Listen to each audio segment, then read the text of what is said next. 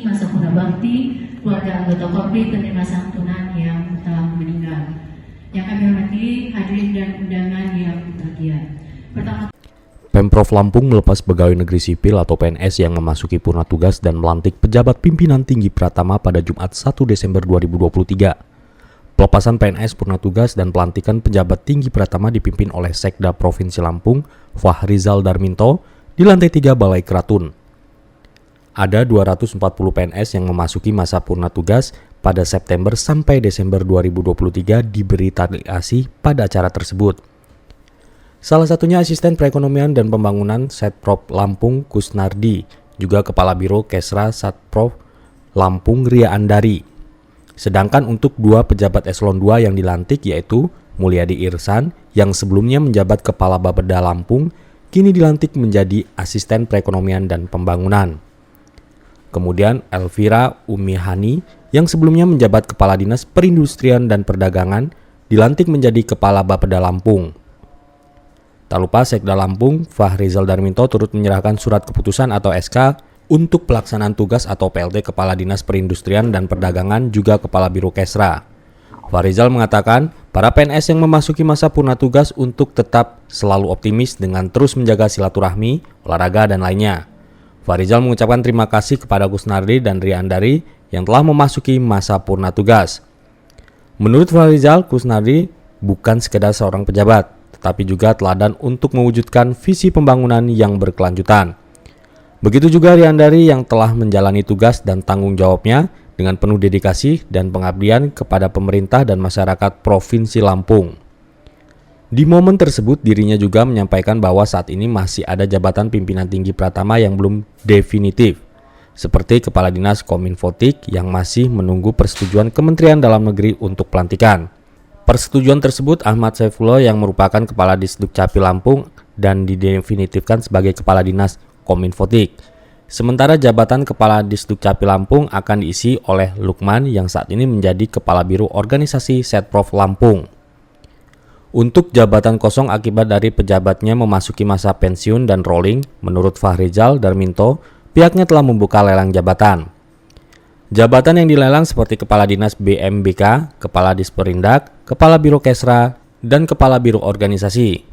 Tidak lupa Fahrizal Darminto berharap eksistensi pejabat yang baru dilantik ke depannya harus ada peningkatan kinerja.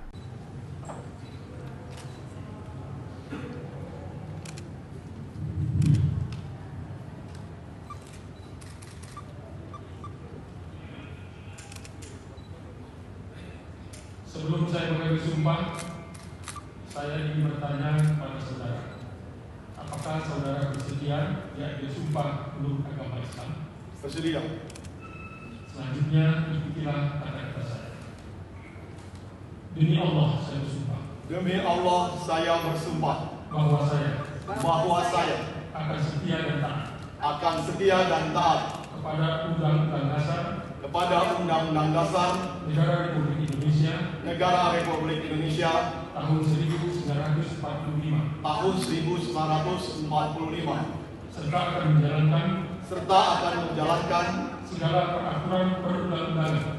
peraturan perundang-undangan dengan seluruh-seluruhnya demi dan bakti saya pada bangsa dan negara. Bahwa saya dalam menjalankan tugas jabatan akan menjunjung etika jabatan, bekerja dengan sebaik-baiknya, bahwa saya akan menjaga integritas, tidak menyalahgunakan kewenangan, serta menghindarkan diri dari perbuatan tercela. Roh dipersilakan kembali kita, Pak. Menjadi asisten dulu. Ya, dilantik itu diberikan amanah baru. Ya, kemarin hampir 3 tahun menggawangi perencanaan. Kalau sekarang nanti membantu Pak Gubernur, tetap membantu Pak Sekda di bidang asisten perekonomian dan pembangunan. Jadi ini fungsi koordinator lah kira seperti itu. tetap mengawal apa yang menjadi tujuan utama, tentunya RPJMD Pak Gubernur 2019-2024 rakyat Lampung Berjaya. Nah, di situ ada lingkup ekonomi dan pembangunan. Kita wujudkan nanti bersama-sama dengan dinas teknis di bidang ekonomi pembangunannya akan lebih baik, ya, dari capaian pembangunan, dari situasi kondisi pertumbuhan ekonomi di Provinsi Lampung. Ini PR ke depan. Tidak terlepas nanti berkolaborasi dengan 15 kabupaten kota tanpa terkecuali dengan Tanggamus. Oke. Ya. Ya, tentunya yang dilakukan ya menjalankan tugas pokok dan fungsi asisten. Fungsinya kan membantu Pak Sekda, membantu Pak Gubernur melalui Pak Sekda di bidang ekonomi dan pembangunan. Ya, ada ekonominya itu ya di bidang pertanian dalam arti luas, industri pengolahan, ya, apalagi itu model Lampung. Pembangunan ya pembangunan manusia seutuhnya pembangunan fisik. Nah, ini yang menjadi utama infrastruktur kewilayahan dan infrastruktur dasar, agar nanti apa yang menjadi kebutuhan, misi dan visi Pak Gubernur itu bisa segera terwujud menuju rakyat Lampung Berjaya.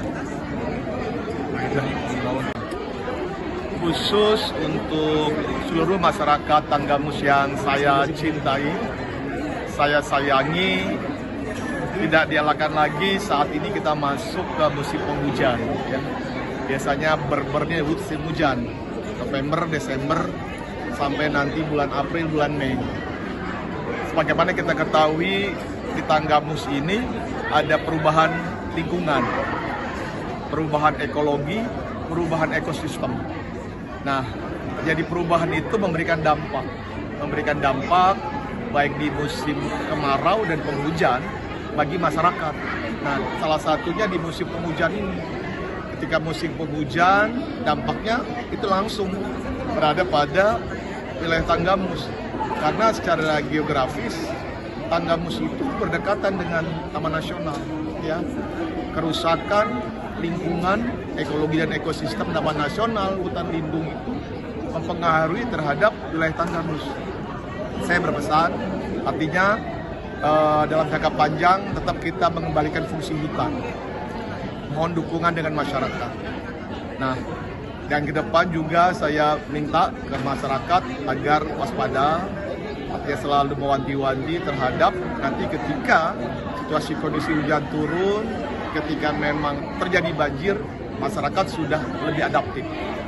Nah, terhadap jajaran pemerintah daerah Kabupaten Tanggamus agar selalu siap siaga merespon terhadap situasi kondisi di lapangan. Kita harus lebih agile, lebih adaptif untuk bersama-sama masyarakat di lapangan. Semoga ke depan, insya Allah kita berdoa Tanggamus dilindungi oleh Tuhan Yang Maha Kuasa dari bencana yang terjadi. Amin ya rabbal alamin. Dari Bandar Lampung, Tim Liputan Delta TV melaporkan.